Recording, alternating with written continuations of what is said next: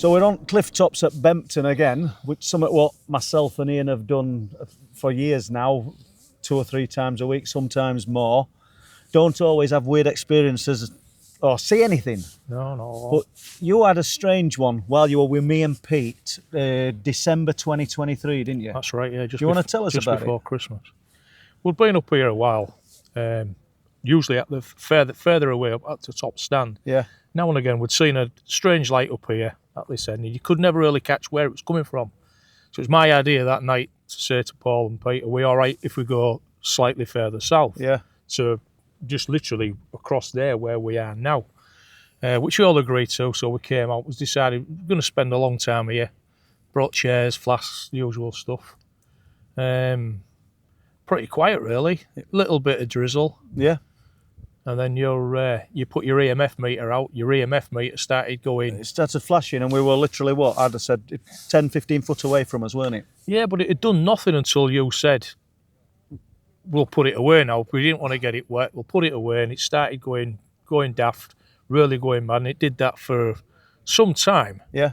And I said to you, am I all right picking it up? Yeah. So I picked it up, I held it above my head, really high up, and it was just really off the literally scale. Just redlining, weren't it? All the time, and then it just petered down to nothing, and then it was quiet for maybe, I don't know, maybe half an hour or so. Yeah. And we just stood there. You was slightly to my left, Pete was in front of me, and very similar to the light that's on the ground now, but not as bright as this. I looked down and I'm like, I could see all the wrinkles in Pete's trousers. And I'm looking at it and I'm thinking... And it's a dark night. It was really dark. It's a dark night. No, you shouldn't have seen any illumination. No. It was just like an orange hue, sort of elongated on the floor. And I'm looking at it and I can see his trousers and you, and I'm like, what's that? And you're like, what? And I was, that there, here. And you said, what? So I explained to you and Pete what I could see. And you couldn't see it. So I stepped forward and it moved.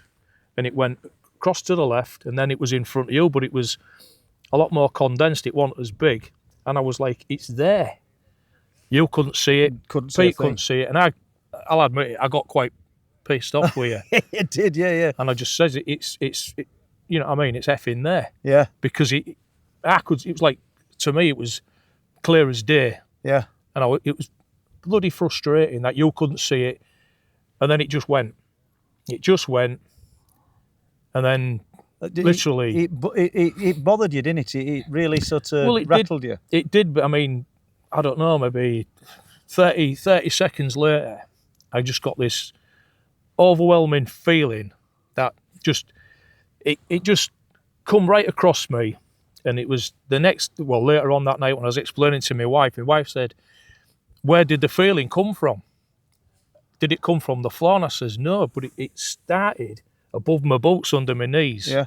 But it was like right through me. Yeah. All the way up, everywhere. I was like, it was tingly, staticky, sort of feeling, not that I've ever been in, but if you imagine going into a power station and just say, when you go through that door, you'll be able to feel the energy. And it was like that, but it scared me. Yeah. It really, I couldn't understand what it was, where it had come from.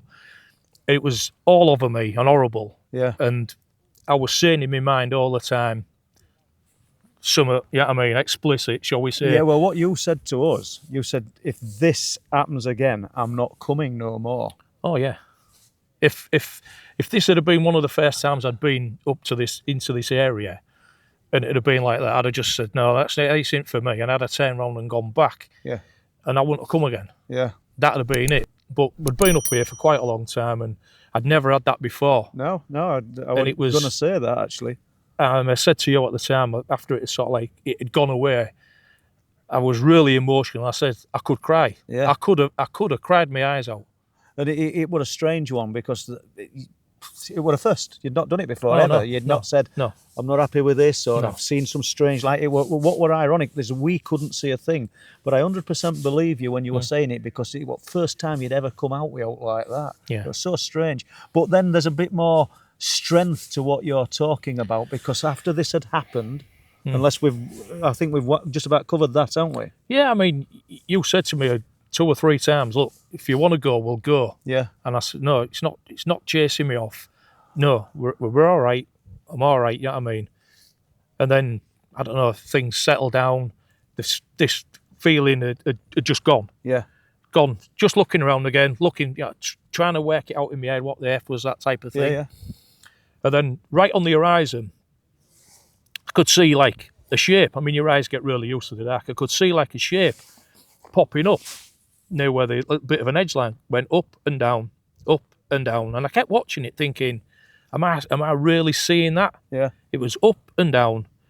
So I got closer to the ground to try and get a better view of it. And and I knew there was definitely something there.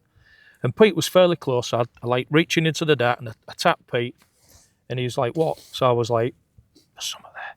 That was out there. Yeah. So I was whispering, I won't do it now, but I was whispering to Pete. And he's like, he bobs down and he went, yeah, I can see it. Which then got your attention. Yeah. And then you was like, what you looking at? We told you. And then you looked and your first impression, what you said at the time, that's got to be someone effing about. Yeah.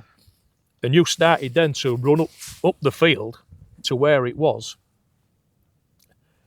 And that was that, really. But what you've not done is describe what we were looking at. And it was just, I mean, I went, the next day I went back with a laser rangefinder.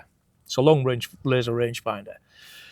Because originally you only thought it was like 40 metres or whatever. But it was difficult in there. It was just shy of 200 metres away. Really? So it must have been a sizable thing, whatever it was that was going up and down. I mean, it'd be, I don't know, 8-10 feet across maybe. And the same in height, because I went to look at where it is. Bit of an hillside. So if there'd have been a person stood there, it'd have been massive. Yeah. It'd have been enormous. Really would have been bigger. It was black, weren't it? It was as black as the edge row. It was, if not blacker really. Yeah. But and it was shaped. I thought it shaped like an egg, sort of ovally shaped. It's hard to say what shape it was. It wasn't like there was not that I could see any angles or anything like that of it. So yeah, it probably could have been. It probably could have been, but we came back a couple of days later, whatever it was, and Pete said to me, and we have a laugh and we have a joke about everything, and Pete says, why was you whispering?